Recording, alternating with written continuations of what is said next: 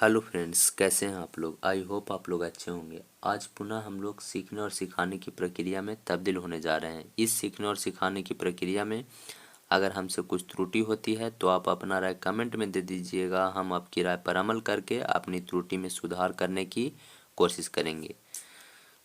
तो चलिए दोस्तों, इस सीखने और सिखाने की प्रक्रिया को शुरू करते हैं। इस सीखने और सिखाने की प्रक्रिया में आज हम लोग क्लास 10th बायोलॉजी का जनन चैप्टर के बारे में जानेंगे। ठीक है दोस्तों, जनन चैप्टर का अगर आप पूरा वीडियो देखना चाहते हैं तो आप प्लेलिस्ट में जा कर के देख सकते हैं।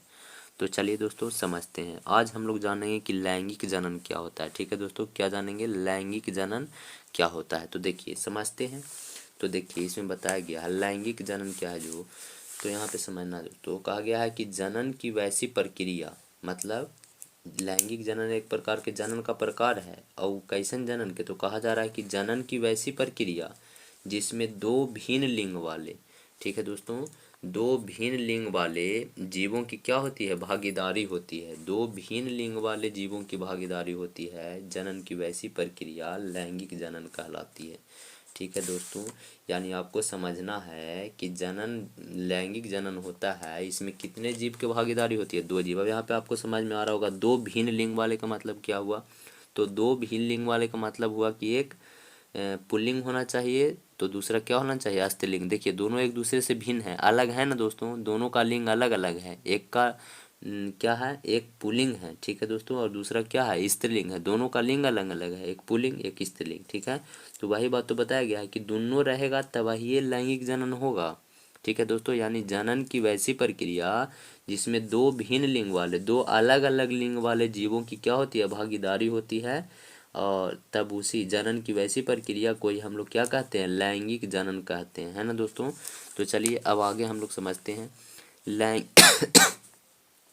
सॉरी दोस्तों, लैंगिक जनन में नर एवं मादा दोनों की उपस्थिति से ही संतति की उत्पत्ति होती है।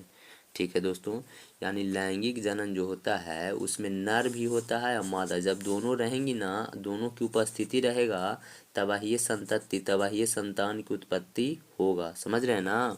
तो इसी तरह से मतलब लैंगिक जनन में नर भी होना चाहिए और मादा भी होना चाहिए, दोनों रहेगा तब ही संतति उत्पन्न होगा। सिर्फ नर के द्वारा संतान की उत्पत्ति ना होगी और ना ही सिर्फ मादा के द्वारा। ठीक है दोस्तों, काहे कि लैंगिक जनन है, क्या है, लैंगिक जनन। मतलब ये मनुष्य में नर और मादा किस में आ गया, मनुष्य में आ गया दोस्तों। तो मनुष्य के अंतर्गत अगर जनन होता है तो वो क्या होता है, लैंगिक जनन।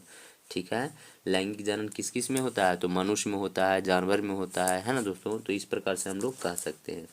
अब देखिए पेड़ पौधे में भी होता है। ठीक है, अब देखिए आगे समझते हैं।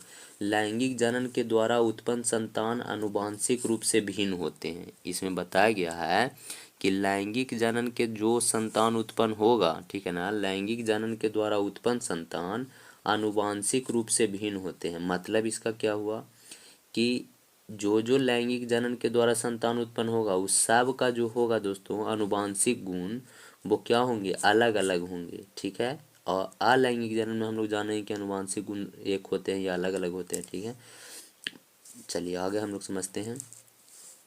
लैंगिक जनन में निषेचन की क्रिया होती है। ठीक है दोस्तों, लैंगिक जनन जो होता है उसमें निषेचन की क्रिया होती है। अब निषेचन क्या होता है इसके बारे में आगे जानेंगे, लेकिन फिर भी समझ जाइए कि निषेचन जो होता है शुक्राणु और अंडाणु के मिलने की प्रक्रिया को हम लोग क्या कहते हैं दोस्तों, निषेचन। मतलब लैंगिक जनन अगर हो रहा है तो लैंगिक जनन संपन्न कब होगा, जब अंडाणु और शुक्राणु आपस में क्या होंगे, मिलेंगे। ठीक है दोस्तों, तो अंडाणु और शुक्राणु के मिलने की प्रक्रिया को ही निषेचन कहते हैं।